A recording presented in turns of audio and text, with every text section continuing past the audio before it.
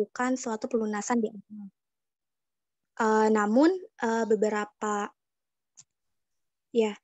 Namun beberapa ketentuan penebusan spesifik itu bisa berbeda-beda dari obligasi satu ke obligasi yang lainnya.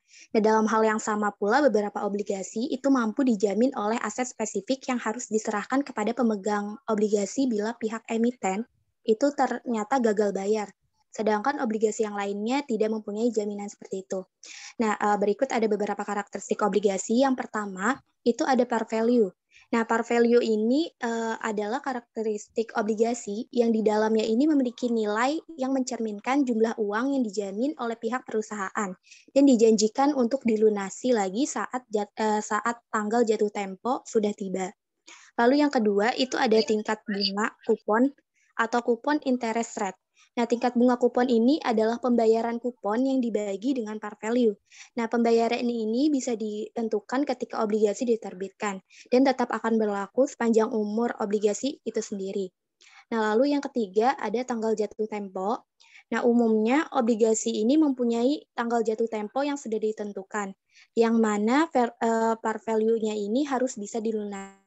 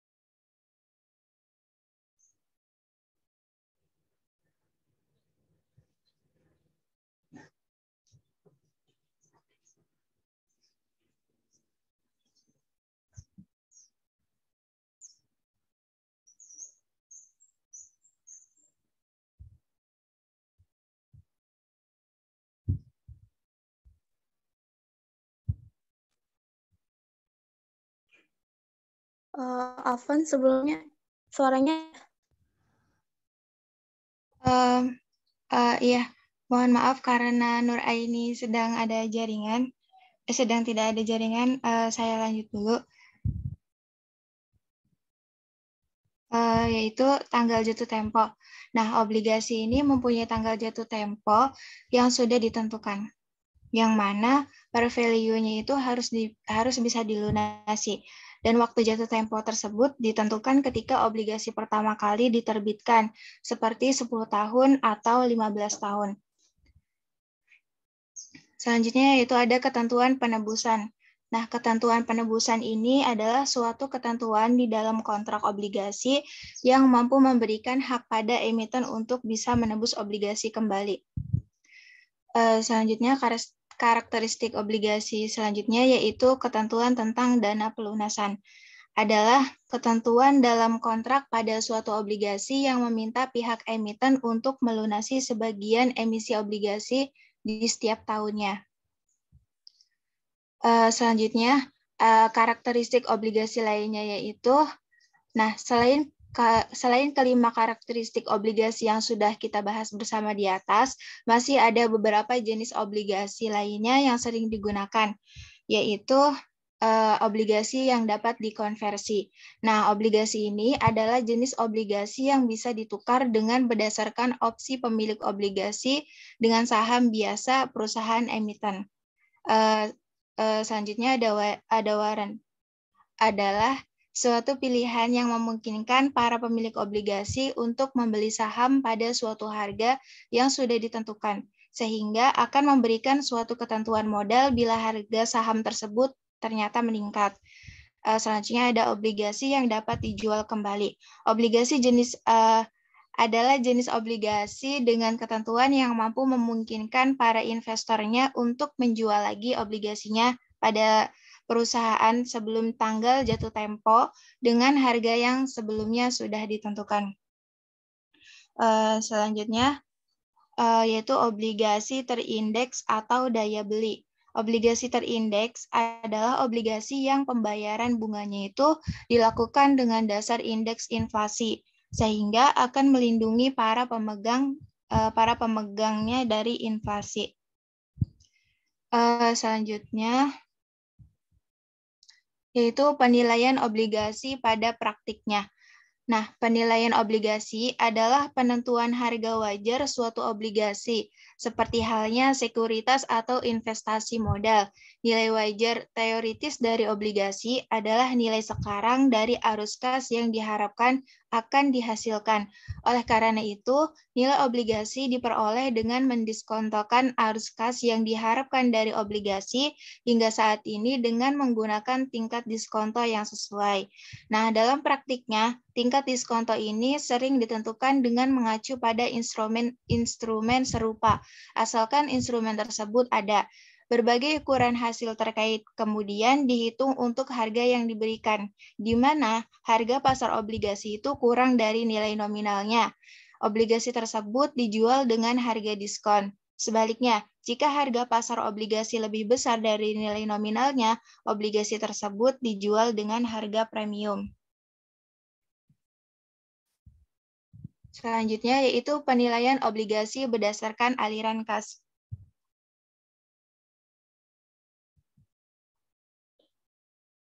Nilai suatu obligasi bisa dihitung sebagai present value dari aliran kas yang akan diterima di masa mendatang oleh pemegang obligasi.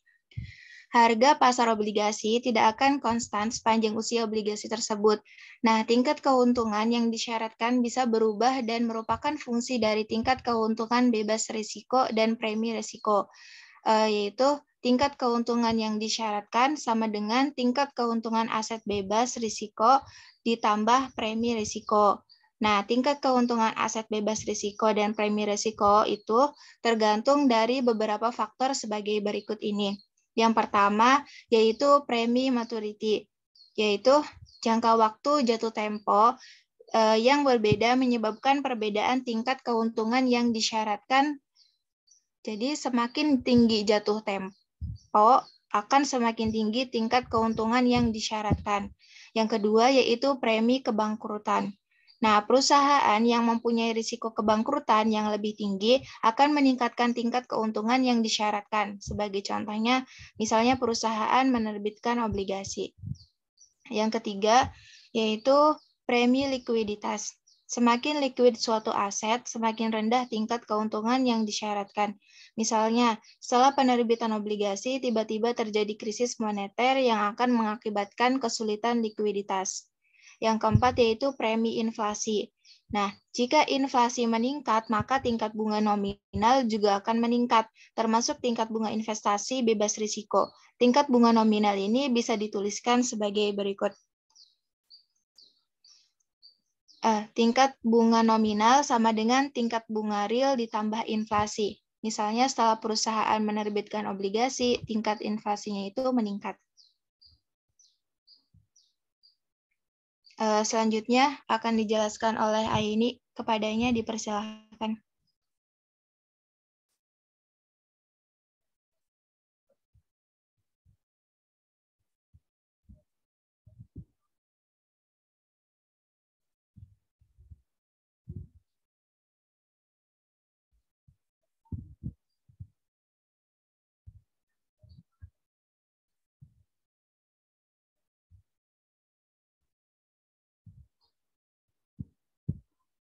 Iya, selanjutnya itu untuk menentukan imbalan atas investigasi obligasi bisa menggunakan beberapa ukuran yield, diantaranya yang pertama itu ada nominal yield dan current yield. Nah, nominal yield ini adalah penghasilan bunga kupon tahunan yang dibayarkan pada pemegang obligasi. Nah, tingkat bunga kupon ini dinyatakan sebagai persentase nilai nominal. Nah, rumusnya itu adalah tingkat kupon sama dengan penghasilan bunga tahunan dibagi nilai nominal. Nah, sementara current yield itu adalah penghasilan bunga kupon tahunan dibagi dengan harga pasar obligasi. Nah, current yield ini rumusnya yaitu current yield sama dengan penghasilan bunga tahunan dibagi harga pasar obligasi. Next, Saina. Nah, yang kedua ini ada yield to maturity. Nah, ini adalah tingkat return majemuk yang akan dikembalikan dan diterima investor jika pembeli obligasi pada harga pasar saat ini dan menahan obligasi tersebut sampai jatuh tempo.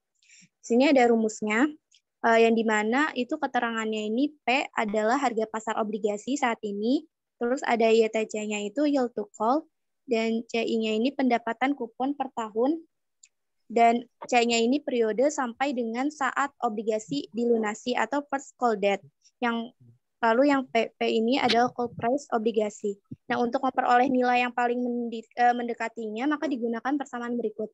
Mungkin bisa dilihat sama teman-teman yang di sini, keterangannya YTM ini sama dengan nilai YTM yang mendekati. Lalu ada P-nya ini harga obligasi pada saat ini, yang dimana T-nya ini sama dengan 0. Lalu ada N sama dengan jumlah tahun sampai dengan jatuh tempo obligasi. Lalu ada C1, ini adalah pembayaran kupon untuk obligasi setiap tahunnya. Lalu ada PP, yang dimana ini adalah nilai par dari obligasinya. Next, Saina. Nah, yang ketiga ada yield to call atau YTC. Ini adalah yield yang diperoleh pada obligasi yang bisa dibeli kembali atau callable. Obligasi ini membolehkan emiten untuk bisa melunasi atau membeli kembali obligasi yang sudah diterbitkannya dari tangan investor yang memegang obligasi tersebut. Ini sebelum jatuh tempo. Rumus YTC-nya bisa dilihat sama teman-teman di sini. Dalam hal ini keterangannya yang P ini adalah harga obligasi pada saat ini, di mana T-nya ini sama dengan 0. Lalu yang N-nya ini sama dengan jumlah tahun sampai dengan jatuh tempo obligasi. C-nya ini adalah pembayaran kupon untuk obligasi I setiap tahunnya. Lalu ada YTM sama dengan yield to maturity. Lalu ada PP sama dengan nilai par dari obligasi. Next, Saina.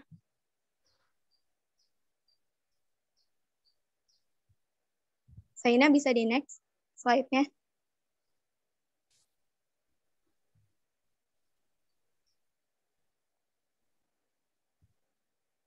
Ya, ini selanjutnya bisa dijelasin oleh Arif. Pada Arif dipersilakan. Baik, yang keempat itu ada reliance atau horizon yield. Itu merupakan tingkat return diharapkan investor dari sebuah obligasi. Bila obligasi tersebut dijual kembali oleh investor sebelum jatuh temponya, selain itu, yield yang terrealisasi atau horizon itu dapat digunakan untuk mengestimasi tingkat return yang bisa diperoleh investor dengan menggunakan strategi perdagangan tertentu. Adapun rumus yield realisasi sebagai berikut. P sama dengan jumlah 2H, T sama dengan 1. CI per 2 dibagi dalam kurung 1 ditambah RY per 2 pangkat T ditambah PF per dalam kurung 1 ditambah RY per 2 pangkat 2H. Di mana keterangannya P adalah harga pasar obligasi pada saat ini, RY merupakan yield yang terrealisasi atau horizon, CI merupakan pendapatan kupon per tahun, H itu periode investasi obligasi dalam tahunan, dan PF adalah harga jual obligasi di masa yang akan datang. Next. Baik, selanjutnya kita masuki pada bagian menilai resiko obligasi. Nah, apabila suku bunga naik, maka harga obligasi akan turun. Pembeli obligasi akan rugi. Dan apabila suku bunga turun, maka harga obligasi akan naik. Penerbit obligasi yang akan rugi. Oleh karena itu, kemudian muncul obligasi yang ditawarkan dengan suku bunga mengembang atau floating rate. Menurut Pak Bozi, dalam Maria Immacuata, ada beberapa risiko yang dapat dihadapi oleh investor dalam obligasi, yaitu sebagai berikut. 1. Interest rate risk. Harga dari sebuah obligasi akan berubah pada arah yang berlawanan dari perubahan tingkat bunga. Jika tingkat suku bunga naik, maka harga obligasi akan turun. Begitu pula sebaliknya. Yang kedua, reinvestment risk. Variabilitas pada tingkat reinvestment akibat adanya perubahan pada tingkat bunga pasar dinamakan reinvestment risk. Kemudian yang ketiga yaitu call risk. Sebagian perusahaan menetapkan untuk menarik atau membeli obligasi yang diterbitkannya pada harga dan waktu tertentu. Hal ini menyebabkan investor akan mengalami call risk di mana tanggal tertentu perusahaan penerbit obligasi akan menarik kembali obligasinya. Yang keempat yaitu default risk. Default risk juga berkaitan dengan resiko gagal bayar, artinya resiko penerbitan obligasi yang mengalami kebangkrutan. Yang kelima yaitu inflation risk. Peningkatan inflation risk atau purchasing power risk disebabkan oleh bervariasinya nilai aliran kas yang diterima investor akibat dampak adanya security 2 inflasi. Selanjutnya akan dijelaskan oleh rekan saya.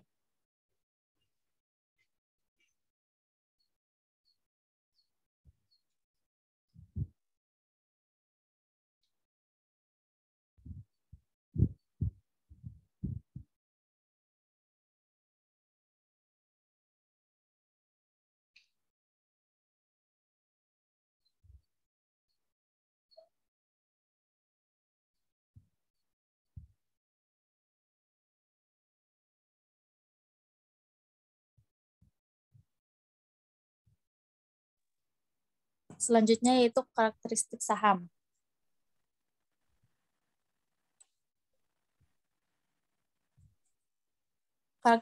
Karakteristik saham ada dua. Yang pertama karakteristik saham biasa.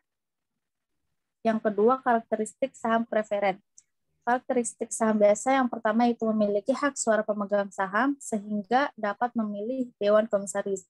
Yang kedua, hak didahulukan bisa perusahaan menerbitkan saham baru. Yang ketiga, tanggung jawab terbatas hanya pada jumlah yang diberikan saja. Yang keempat, dividen dibayarkan sepanjang perusahaan memiliki laba dan hak memperoleh bagian hasil kekayaan perusahaan jika mengalami kebangkrutan setelah perusahaan melunasi kewajibannya. Selanjutnya itu karakteristik saham preferen. Yang pertama memiliki berbagai tingkat, dapat diterbitkan dengan karakteristik yang berbeda. Yang kedua, tagihan terhadap aktiva dan pendapatan memiliki prioritas lebih tinggi dari saham biasa dalam hal pembagian dividen. Yang ketiga, dividen kumulatif bila belum dibayarkan dari periode sebelumnya, maka dapat dibayarkan pada periode berjalan dan lebih didahulukan dari saham biasa. Yang keempat yaitu konvertibilitas, dapat ditukar menjadi saham biasa bila kesepakatan antara pemegang saham dan organisasi penerbit terbentuk. Next. Selanjutnya yaitu cara menghitung saham per lembar. Yang pertama ada PER atau Price to Earnings Ratio. Sebuah rasio untuk menilai perusahaan yang diukur dari harga saham saat ini terhadap pendapatan per sahamnya.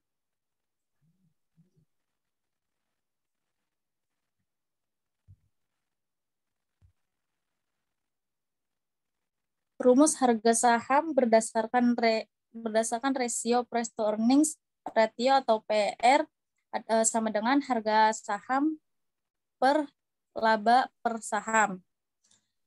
Sebagai contoh perhitungan PER adalah yaitu harga satu lembar saham perusahaan VXVZ adalah Rp5.000 dengan rasio EPS sebesar Rp200.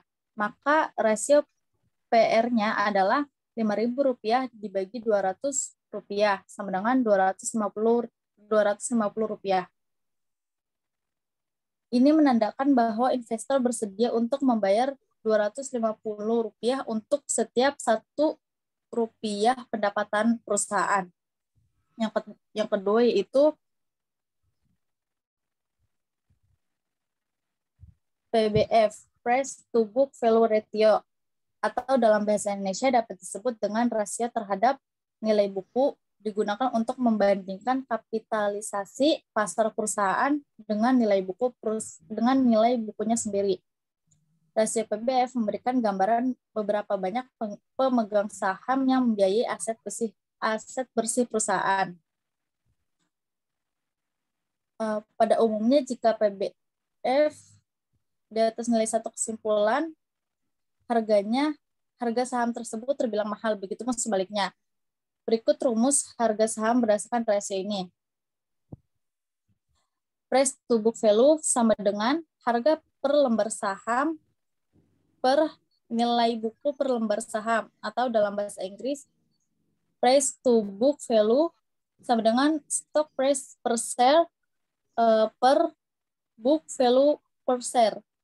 Contohnya, harga satu lembar saham Bank Negara Indonesia Tbk dengan kode emiten BBNI tanggal 24 September 2021 sebesar Rp5.000, sedangkan nilai buku satu lembar saham sebesar Rp2.500.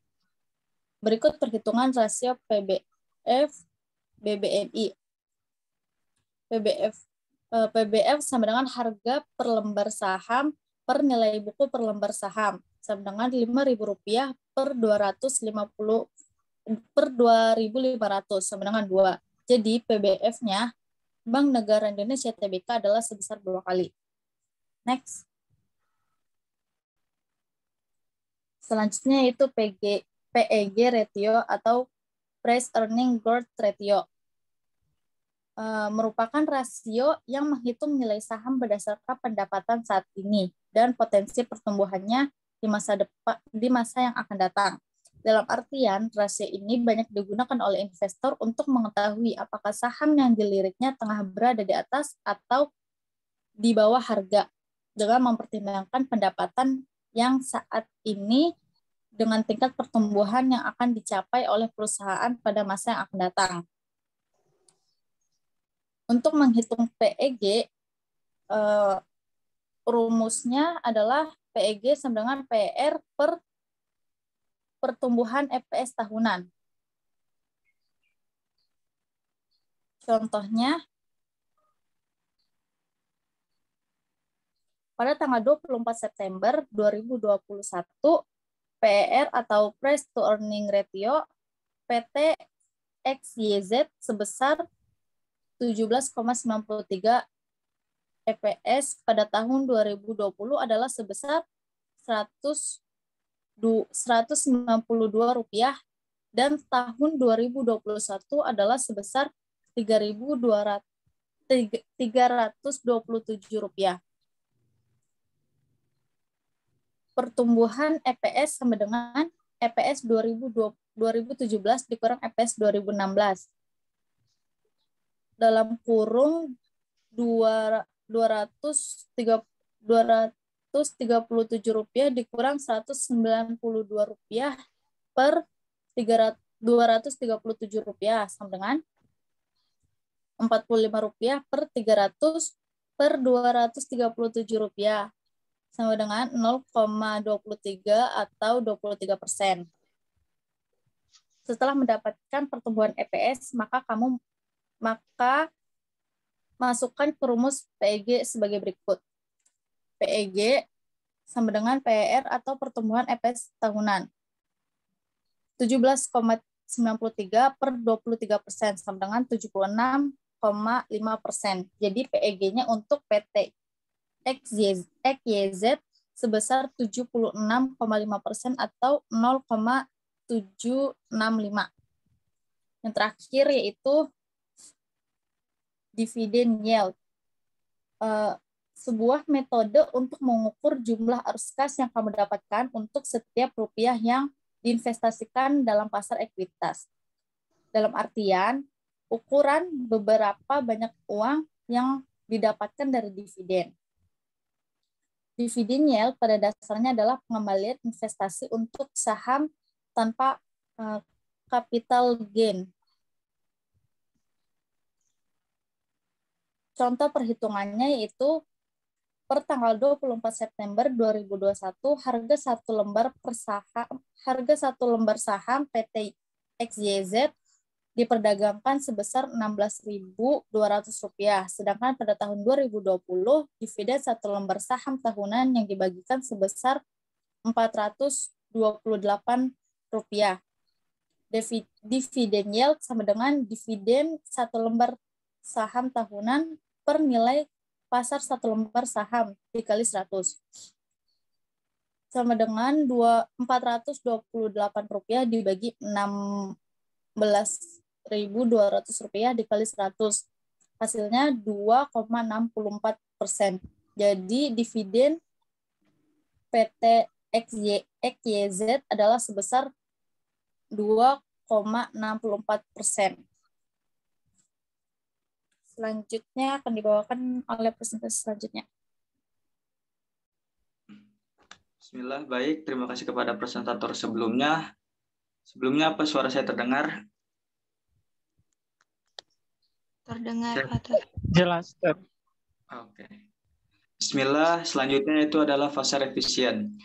Pasar efisien secara eksternal atau harga adalah suatu kondisi bila mana harga setiap saat benar-benar mencerminkan informasi yang tersedia. Informasi yang tersedia tersebut merupakan informasi yang relevan untuk dipergunakan dalam penilaian sekuritas. Konsep pasar efisien pertama kali dikemukakan dan dipopulerkan oleh PAMA di tahun 1970. Dalam konteks ini, yang dimaksud dengan pasar efisien adalah pasar modal atau capital market dan pasar uang.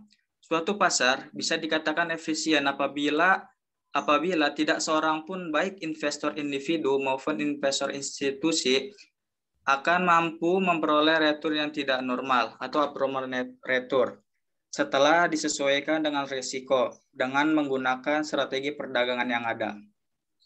Bentuk pasar efisien. Menurut PAMA di tahun 1970, bentuk efisien pasar dapat dikelompokkan menjadi 3 yang dikenal sebagai hipotesis pasar efisien atau efficient market hypothesis. Ketiga bentuk efisien pasar dimaksud adalah yaitu 1. Hipotesis pasar efisien atau bentuk lemah, break from. Dalam hipotesis ini, harga saham diasumsikan mencerminkan semua informasi yang terkandung dalam sejarah masa lalu tentang harga sekuritas yang bersangkutan. Artinya, harga yang terbentuk atas suatu saham, misalnya merupakan cermin dari pergerakan harga saham yang bersangkutan di masa lalu. Contoh, misalnya saudara Faras bekerja di PTA nih, contoh ya. Contoh saudara Faras bekerja di PTA. Lalu saudara Arif yang berdekatan dengan saudara Faras memberitahu bahwa di PTA ini saham ini akan naik sekitar 10 kali lipat. Karena itu saudara Arif ini dapat bocoran dari saudara Faras. Nah, itu yang disebut dengan informasi masa lalu. Sehingga saudara Arif membeli harga saham di PTA tersebut. Terus selanjutnya yaitu adalah nomor 3 dulu, hipotesis pasar efisien bentuk kuat atau strong from. Pasar efisien bentuk kuat menyatakan bahwa harga yang terjadi mencerminkan suatu informasi yang ada, baik informasi publik atau public information maupun informasi pribadi atau private information. Jadi yang disebut dengan strong from ini ketika semua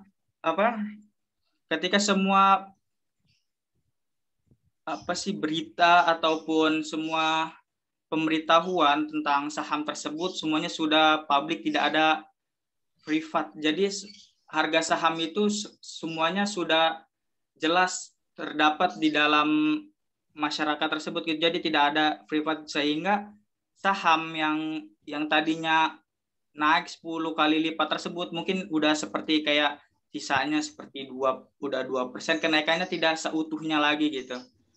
Terus yang kedua, hipotesis pasar efisien bentuk semi kuat atau semi strong from. Dalam artikel yang lain, Fama di tahun 1991 menyebutkan sebagai studi peristiwa, event studies. Harga mencerminkan semua informasi yang publik yang relevan, di samping merupakan cerminan harga. Saham historis, harga yang tercipta juga terjadi karena informasi yang ada di pasar, termasuk di dalamnya adalah laporan keuangan dan informasi tambahan atau pelengkap sebagaimana diwajibkan oleh peraturan akuntansi. Jadi yang kedua ini adalah di pertengahannya mungkin dia bisa mendapatkan keuntungan dari pasar itu ya di bawah yang kata orang pertama yang mengetahui bahwa saham itu akan naik gitu. Next, Zaina. Selanjutnya yaitu mengapa pasar pro-efisien. Pertama itu banyak terdapat investor rasional yang berorientasi pada maksimalisasi keuntungan dengan secara aktif berpartisipasi di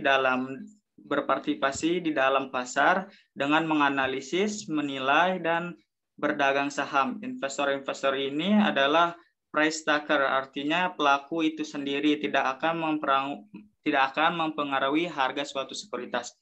Yang kedua, tidak diperlukan biaya untuk mendapatkan informasi, dan informasi tersedia bebas bagi pelaku pasar dan waktu yang hampir sama, dalam kurung tidak jauh berbeda. Yang ketiga, informasi diperoleh dalam bentuk acak, dalam arti setiap pengumuman yang ada di pasar adalah bebas atau tidak terpengaruh dari pengumuman yang lain. Yang keempat adalah investor bereaksi dengan cepat dan sepenuhnya terhadap informasi baru yang masuk di pasar, yang menyebabkan harga saham segera melakukan penyesuaian. Next.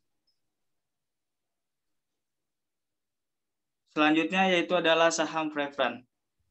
Menurut Keon, di dalam buku manajemen keuangan saham terbagi menjadi dua jenis, yakni saham preferen dan saham biasa. Saham preferen adalah saham surat berharga hibrid dengan karakteristik saham biasa dan obligasi.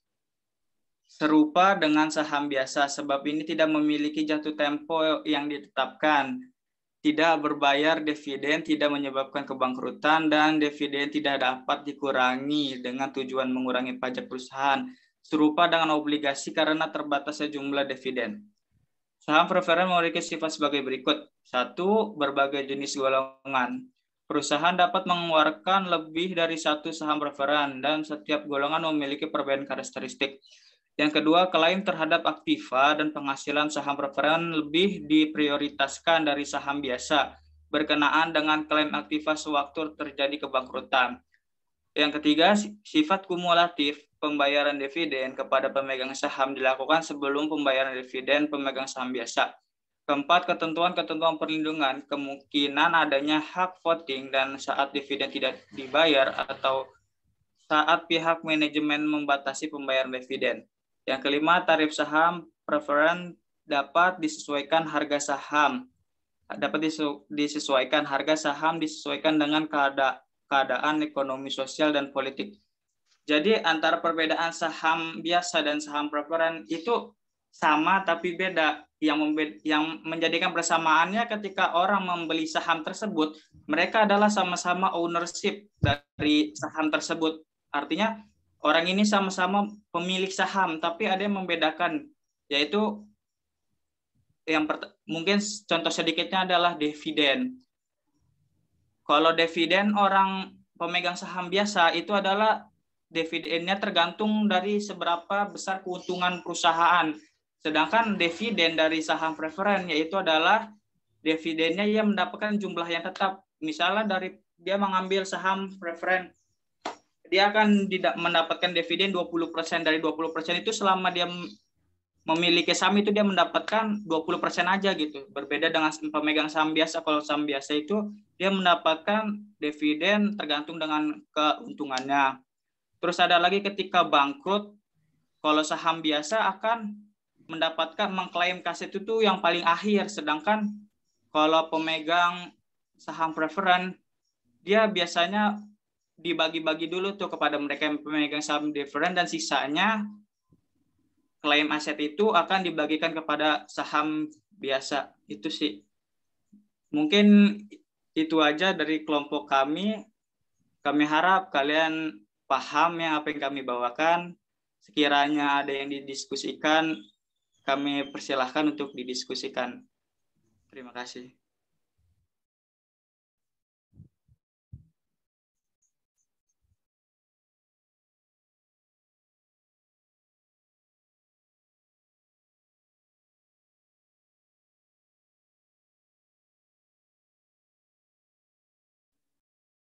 Silakan kalau ada yang mau bertanya.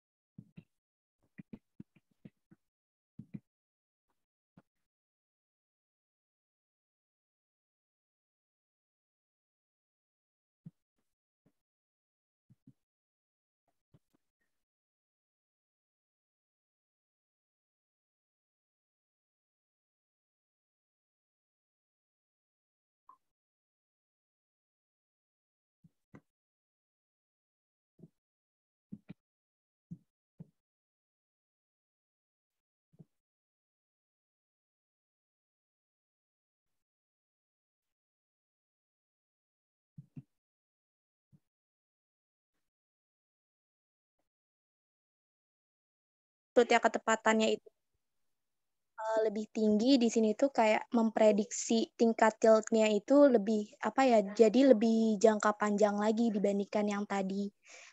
Nah, yang dimana nanti bisa sampai si investornya ini ingin menukarkan obligasinya gitu mungkin, Pak. Sepemahaman saya. Mungkin kalau misalnya salah bisa dikoreksi, Pak. Tadi kan dibandingkan dengan current yield ya. Jadi current yield, kalau yang current yield apa tuh berarti?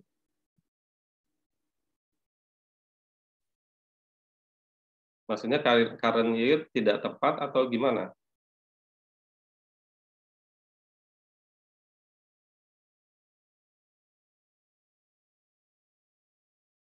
Apakah yield to maturity lebih tepat dari current yield? Yang saya tangkap sih begitu. Maksudnya begitu atau gimana?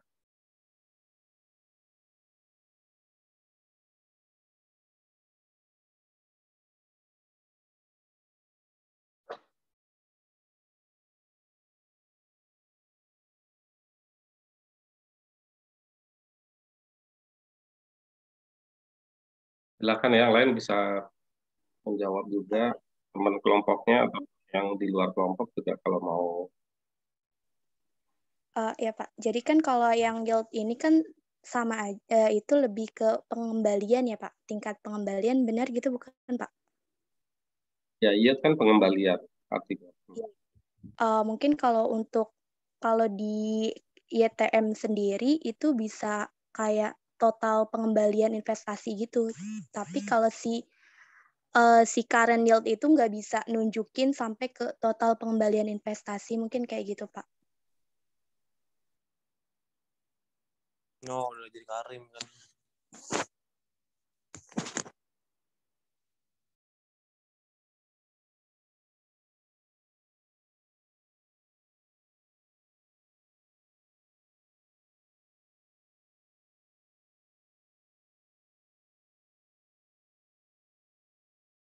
Ya, silakan yang lain. Atau mau ada pertanyaan yang lain, silakan ya. Sebelumnya izin menambahkan tadi Pak dari rekan saya. Nah, kalau yang yield to maturity ini kita dapat mengetahui, jika kita mengetahui nilai yield to maturity, ini dapat digunakan untuk mengevaluasi apakah sebuah obligasi memiliki nilai investasi yang baik atau tidak. Nah, kemudian YTM ini, sebelumnya YTM ini kan ialah tingkat keuntungan yang mempresentasikan keuntungan investasi pada obligasi dengan tingkat ketepatan yang lebih tinggi daripada current yield. Jadi mungkin di current yield kita juga bisa mengestimasi, tetapi yang di yield to maturity ini kita lebih bisa mengestimasi dengan lebih tepat gitu Pak, dan dengan lebih tinggi. Sehingga kita lebih mengetahui, oh ini investasinya baik atau kurang baik begitu Pak. Terima kasih.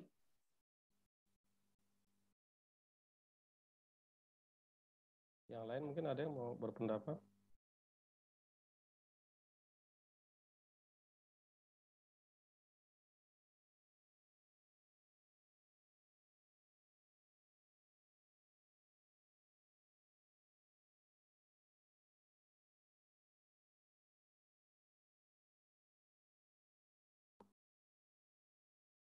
Ya, oke ya. Jadi kalau yield to maturity itu kan seperti kalau misalnya kita ingin memegang obligasi itu dari awal sampai akhir gitu ya. Kira-kira kita dapat keuntungannya berapa sih? Gitu ya. Itu kira-kira kalau mudahnya begitu ya, yield to maturity itu kalau misalnya dia punya obligasi jangka waktu 10 tahun gitu ya. Nah, kalau kita pegang selama 10 tahun itu kita akan punya keuntungan berapa gitu ya. Nah, itu kira-kira yield to maturity ya, yield-nya kita berapa gitu. Nah, tapi kalau yang current yield atau nominal yield ya itu kan lebih kepada yang kita peroleh pada setiap ada pembayaran kupon gitu ya. Kan pemegang obligasi ini kan macam-macam gitu ya. Ada yang dia mau pegang dari awal sampai akhir gitu ya. Ada yang eh, dia mau beli jual gitu ya. Nah, jadi dia tidak ingin memegang dari awal sampai akhir tapi hanya ingin mendapatkan capital gain ya atau sejenisnya. Nah, sehingga kalau misalnya sekarang dia beli dan dia niat akan dijual kembali dalam jangka pendek. Nah, itu biasanya itu dilihat dari current yield ya. Oh, ini berapa nih kuponnya berapa persen ya, tingkat bunganya berapa persen. Gitu ya. Berarti kalau saya pegang sekarang terus saya akan jual lagi bulan depan kan seperti misalnya ini ada perusahaan punya idle cash gitu ya. Kemudian ya udah saya beliin dulu obligasi. Nanti ketika saya butuh uang, obligasinya akan saya jual. Misalnya gitu ya. Nah, dia akan lihat nih kuponnya berapa. Nanti kalau saya jual di bulan depan, kira-kira saya akan mendapatkan keuntungannya berapa. Gitu ya. Nah, itu current yield gitu ya. Jadi bukan lebih akurat atau tidak akurat, bukan gitu ya. Tetapi lebih kepada kalau kita memegang apa manfaat gitu ya, manfaat yang kita peroleh gitu ya, tergantung kepada tujuan dari pemegang obligasi. Gitu ya. Jadi kalau misalnya kita ingin melihat mana obligasi yang paling baik gitu ya, ya kita lihat yield to maturity. Gitu ya. Kira-kira seperti itu di jangka. Tapi kalau misalnya kita hanya bermain di sebagai investasi sementara gitu ya. Nah, itu mungkin kita bisa lihat dari pergerakan harga pasarnya gitu ya. Harga pasarnya kan kalau tingkat kuponnya kan sama gitu ya, tapi kan harga pasarnya nanti mungkin bisa berbeda yang mempengaruhi ke capital gain yang akan diperoleh oleh investor obligasi. Gitu ya. Jadi itu bukan mana yang lebih baik gitu ya. Nah, jadi tapi menilai yield dari obligasinya itu tergantung kepada kebutuhan kita gitu ya. Oke ya, itu ya. Kemudian ini juga tadi di rumus obligasinya itu kan ada tadi CI itu apa tuh CI itu? Ya, pendapatan kupon ya. Itu kok ada angka 2 kenapa ya kira-kira? Ya. Kira-kira bisa dilihat nggak pahami rumusnya itu? Yang CI per 2 itu ya Pak? Kalau nggak salah itu karena ada yang per semester gitu nggak Pak? Misalkan ini kan tingkat bunga per tahun, kupon per tahun. Jadi kalau misalkan dia belinya dapat bunganya per semesteran 6 bulan, maka dibagi 2. Mungkin begitu Pak. Iya, ya gitu ya. Jadi ini artinya ini karena dengan asumsi kuponnya dibayar setiap 6 bulan ya. Nah, sehingga karena kalau kita lihat di dalam rumus-rumus ya, dalam rumus-rumus itu kalau menyebutkan I ya, tingkat bunga gitu ya, itu adalah per tahun gitu ya.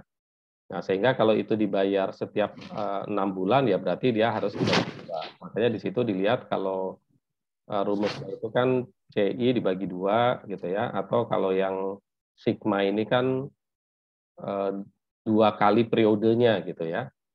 Jadi kan soalnya kan kalau 5 tahun periode pembayaran bunganya adalah setiap 6 bulan, kan berarti ada 5 kali 2 ya periode ya, gitu ya, kira-kira seperti itu.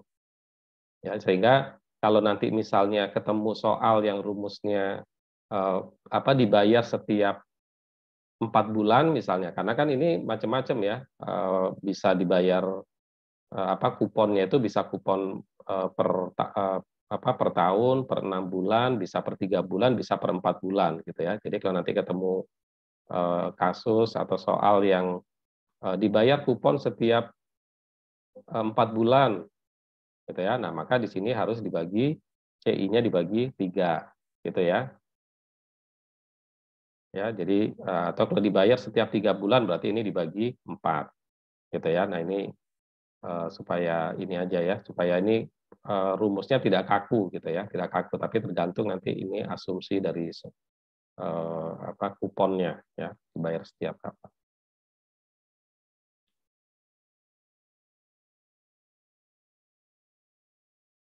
Silakan, mungkin yang lain ada yang mau bertanya?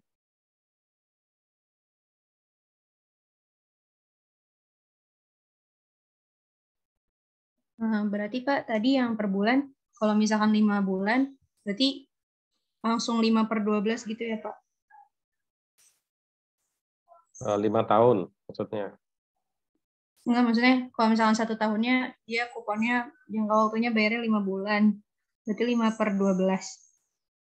Maksudnya 5/12 bulan. Kan kalau tadi kan 3 bulan. Kalau 5 bulan nggak ya, jadi kan gini, kenapa tadi ini rumusnya dibagi 2 gitu ya? Karena kan I-nya ini adalah bunga per tahun, ya, pendapatan atau kupon per tahun berapa sekian persen. Ya, nah sementara pembayaran kuponnya itu adalah setiap 6 bulan. Gitu ya. Jadi kalau misalnya setahun tingkat bunga kuponnya adalah 10%, berarti setiap bulan adalah 5%. Maaf, setiap bulan, setiap semester ya, setiap 6 bulan kan berarti setengahnya. Gitu ya. Jadi kalau ya seperti itu ya. Tadi pertanyaannya apa? Enggak, tadi kan kalau misalkan 6 bulan, berarti jadinya dibagi 2. Berarti kan 6/12, 1/2 gitu kan Pak? Oh, gimana? Okay. Ya. Nah, ya, berarti kalau misalnya 5 bulan, berarti 5/12 gitu. Berarti nanti 5-nya posisinya di atas gitu, dikali sama si rumus. Ya, intinya begini. Ini adalah mewakili 1 tahun. Gitu ya. Ini adalah mewakili 1 tahun. Nah, nanti 1 tahun itu dia terima kupon berapa kali. Gitu ya. Nah, umumnya sih itu bisa dibagi 12 ya. Jadi kalau 5 itu saya belum pernah ada kasus yang pembagian kuponnya 5 bulan gitu ya. Nah, itu biasanya kupon itu dibagikan kalau nggak 3 bulan, 4 bulan, atau 6 bulan. Gitu ya. Nah, karena itu ya memudahkan ya, gitu ya. Jarang yang kuponnya setiap 5 bulan gitu ya. Nah, ya sebenarnya kalaupun ada yang 5 bulan, ini tinggal dibagi proporsional gitu ya. Berarti dia setahun itu terimanya ini kan bisa dihitung proporsional. Gitu ya. Intinya kan bisa dihitung proporsional. Gitu ya. Berarti berapa dia terimanya gitu ya. Gitu ya, intinya sih seperti itu ya gitu. Jadi artinya kan kalau misalnya setahun itu, jadi gini misalnya kalau tadi misalnya contohnya adalah 5 dia terima kupon setiap 5 bulan gitu ya. Nah, misalnya dia terima kupon setiap 5 bulan. Berarti 1 tahun itu dia terima yield atau penghasilan berapa? Penghasilannya berapa? 2 kali kan? Ya enggak? 2 kali. Jadi katakanlah dia beli obligasi pada tanggal 1 Januari. Ya kan? Kemudian nanti pada tanggal 31 Mei atau tanggal 1 Juni dia akan terima penghasilan. Oke ya. Kemudian dia terima penghasilan lagi kapan? Tanggal 1 November atau 31 Oktober. Gitu ya. Nah, kemudian yang 2 bulan, November dengan Desember, apakah dia tidak menerima penghasilan? Dia terima penghasilan, tetapi masih accrued, gitu ya, masih dia punya piutang, gitu ya, dia punya piutang. Jadi bukan tidak diterima, gitu ya, bukan tidak diterima, tetapi belum diterima, ya, karena pembayaran kupon adalah setiap 5 bulan, tapi dia punya hak atas yang 2 bulan, gitu ya. Nah ini hak yang 2 bulan ini, ya misalnya ini bisa diperhitungkan ya dalam hal misalnya ya kita menjual obligasi itu ya di luar periode pembayaran kupon, gitu ya. Jadi misalnya kita beli tadi ya dalam contoh tadi misalnya kuponnya itu obligasinya kita beli pada tanggal 1 Januari ya, kemudian pembayaran kuponnya setiap 6 bulan, berarti tanggal 30 Juni dan 31 Desember, gitu ya. Nah, tetapi pada tanggal 31 Maret misalnya gitu ya, kupon itu kita jual. Kupon. Obligasi itu kita jual, misalnya gitu. Gitu ya. Nah, obligasinya itu kita jual. Nah, maka kira-kira berapa harga jualnya? Ya, asumsinya nilai obligasinya itu par value. Gitu ya, nilai obligasinya itu adalah par value. Ya, sesuai dengan nilai nominal. Gitu ya, misalnya 1 juta gitu ya. Ya, misalnya 1 juta, kemudian tingkat bunganya 10%, gitu ya. Tingkat bunganya 10%, maka kupon yang akan dia terima pada tanggal 30 Juni, ya itu adalah sebesar setengahnya kan, betul ya? Bisa diikuti nggak ini? Ya, bisa diikuti nggak? Bisa, Pak. Ya, Bisa. oke ya. Nah, berarti kan kalau tadi ini di rumusnya adalah, coba ditampilin aja ininya ya.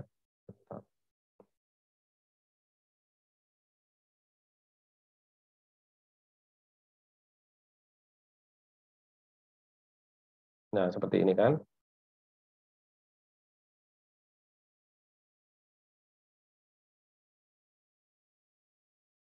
Ini ya tadi ya, rumusnya ya. Betul.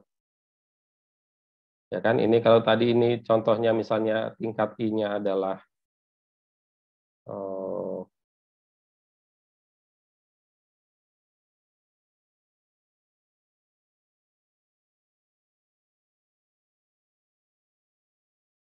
ya.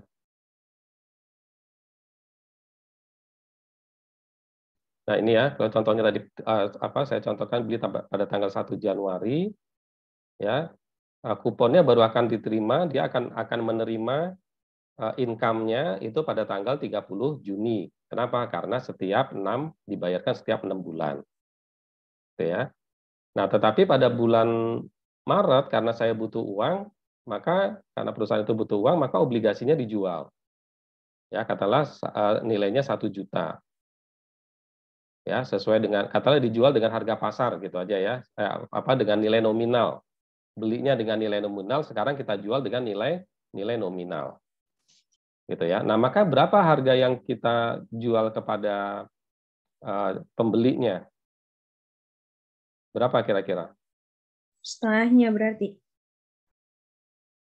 Nggak kan nilai saya beli ini perusahaan beli kupon maaf ya, beli obligasi 1 juta.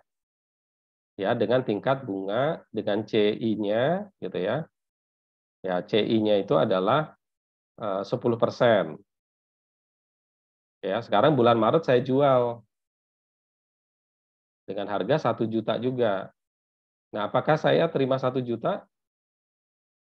Atau saya mau menjual dengan harga berapa? kepotong nggak sih harusnya? Soalnya kan harusnya kita udah dapat Juni, tapi karena udah keburu dijual jadinya gimana ya? Apa gimana? Jadinya apa? Kita udah terima pembayaran, kan kita punya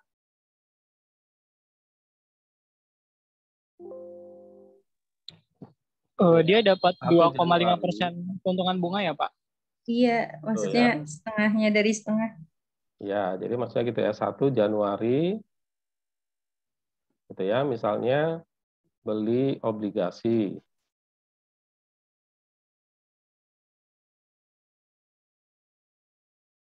Dapat seharga 1 juta gitu ya, par value ya, asumsinya adalah par value. Ya kan, tingkat I-nya adalah 10%. 10% per 6 bulan gitu ya. Ini muncul ya Excel saya ya. Oke ya. Nah, sekarang tanggal 31 Maret ya, ini dijual. Maaf Pak, masih loading, masih di PowerPoint. Masih PowerPoint.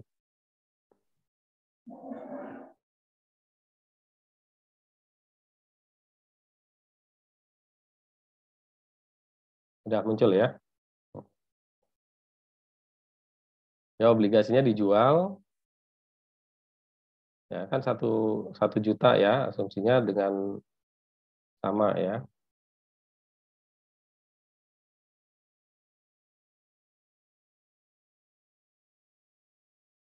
Ya, par value nilai nominal ya, maksudnya ya. Nah, pada selama sementara pada tanggal 30 Juni baru ada ya pembayaran kupon. Ya, ini pembayaran kupon ini maksudnya adalah si pemegang obligasi menerima penghasilan dari tingkat bunga yang dijanjikan. Itu ya, kan 10%. Ya, 10% dikali dengan berapa? 1 juta. Ya, kali 1 juta terus dikali 6/12. Bagi 2 ya. Nah, dia terima ini akan terima pembayaran kupon 50.000 pada 30 Juni. Nah, kalau dia dijual pada tanggal pada tanggal 31 Maret ya, si pemilik yang pertama katakanlah ini si A gitu ya. Nah, ini si A, kemudian dijual kepada si B. Ya, pada tanggal 31 Maret dijual kepada B. Ya, bisa diikuti ya sampai sini ya. Ya, A ini beli ya tanggal 31 Januari, kemudian pada tanggal 31 Maret dijual kepada B. Nah, A pada saat menjual kepada B, dia dapat penghasilan nggak? Dia terima pembayaran kupon nggak dari pemilik obligasinya? Terima, Pak. Terima. Dari pemilik obligasi. Oh, enggak berarti. Tanggal Kan belum 31 Maret loh. pembayaran. Kan pembayaran kuponnya tanggal 30 Juni. Iya, belum. Ya kan? Kan dia belum terima kan? Ya kan? A belum terima. Iya, Yang belum. akan menerima tanggal 30 Juni siapa? Sebesar 50.000 ini. AB berarti, Pak. Oke, berarti kan pada tanggal 30 Juni yang akan menerima pembayaran kupon 50.000 itu adalah si B. 50.000 ini adalah yield berapa lama? 1 tahun, 6 bulan, 3 bulan? 6 bulan. Yield ada 6 bulan. Ini adalah 50.000, ini adalah penghasilan dari obligasi ini untuk 6 bulan. Nah, sementara si B ini pegangnya berapa bulan? 3 bulan. 3 bulan. Si A pegangnya berapa bulan? 3 bulan. 3 bulan. Ya, jadi sebenarnya kan 50.000 ini haknya A 25.000 gitu ya. Haknya A 25.000 ya. Haknya B 25.000. Ya, bisa diikuti ya sini ya. Bisa, Pak. Ya, nah, jadi ini sebenarnya bukan haknya B semua. Gitu ya. Haknya B cuma 25.000. Nah, maka pada saat A menjual kepada B pada tanggal 31 Maret gitu ya. Maka sebenarnya jumlah yang ditagih oleh A itu bukan hanya 1 juta, tetapi 1 juta ditambah dengan 25.000. Jadi B membayarnya adalah berapa B membayarnya? 1.025.000. 25.000. Ya, jadi ini hak kupon A 25.000. Nah, gitu ya. Nah, jadi kan kita si A ini kan pegang obligasi kan tujuannya untuk mendapatkan yield, penghasilan. Gitu ya. Jadi dia bilang ke B, udah nih saya jual dengan par value 1 juta, ya kan? Tapi nanti kan kamu akan terima bunga, akan terima kupon pada tanggal 30 Juni 50.000. Ya, di 50.000 itu ada punya saya 25.000, tapi saya minta sekarang karena dijual kan.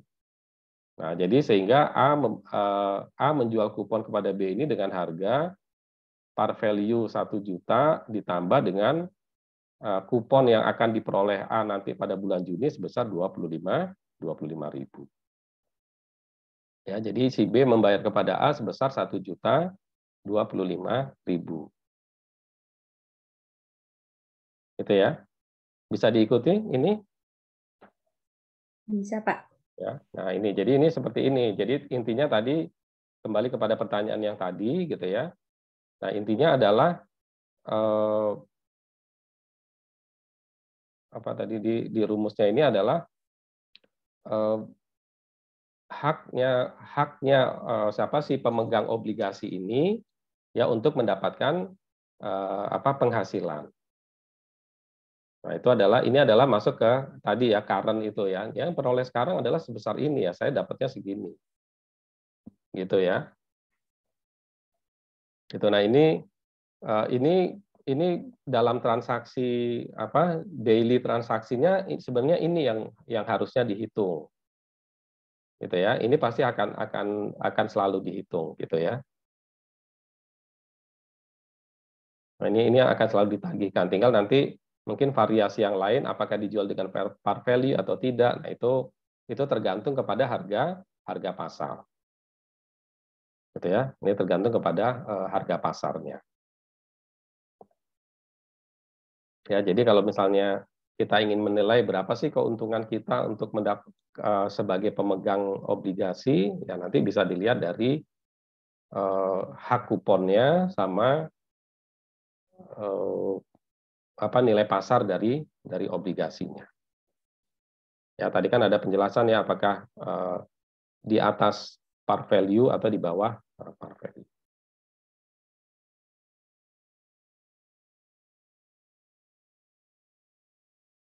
Ya itu ya. Mungkin ada pertanyaan yang lain?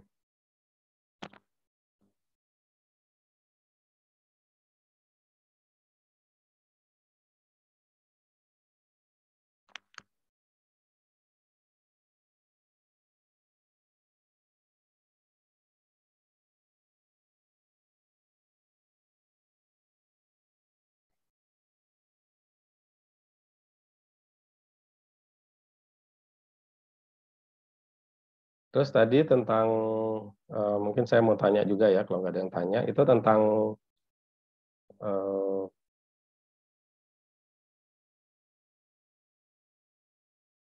saham ya mungkin ya. Atau nanti saya jelaskan aja.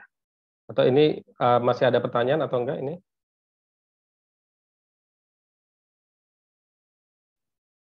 Kayaknya udah cukup, Pak. Ya, kalau udah cukup, nanti presentasinya ditutup dulu aja.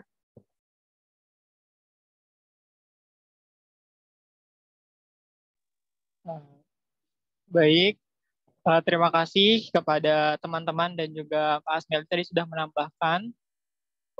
Kami akhiri sesi presentasi dan tanya jawab dengan mengucap hamdalah. Sekian dari kami, kelompok 5.